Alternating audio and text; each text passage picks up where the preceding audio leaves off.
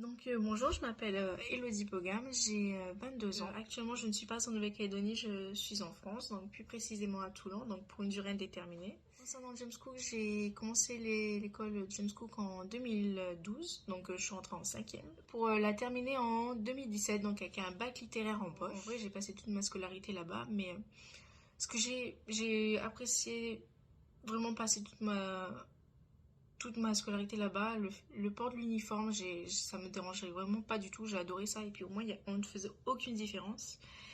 Et c'est une école qui m'a vraiment, mais vraiment, vraiment, vraiment permise de prendre confiance en moi. Au début, j'avais un peu du mal quand même.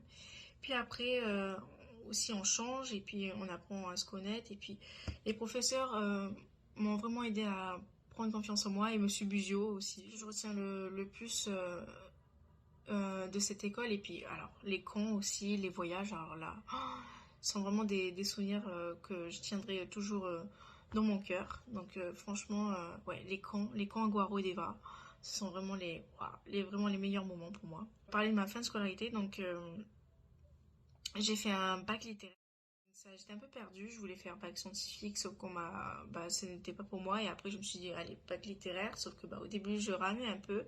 Puis après, franchement, Madame Lorenz, qui est partie aujourd'hui, mais qui m'a vraiment aidée à prendre confiance en moi, qui m'a motivée à ne pas lâcher et à donner le meilleur de moi-même. Enfin, elle savait que je pouvais le faire, moi je ne savais pas, mais en fait, si j'ai su montrer que je pouvais le faire en ramenant une mention bien dont je suis fière parce que je ne pensais jamais l'avoir. Vous voyez ça, ça montre que James Cook m'a vraiment aidé à prendre confiance en moi et à être sûre de moi et à montrer le meilleur de moi-même. Après le bac littéraire, je suis partie vers une licence en langue étrangère appliquée pour devenir interprète ou même traductrice, sauf que on m'a dit que c'était pas le bon choix, donc j'ai préféré continuer quand même une licence pour ne pas perdre de temps.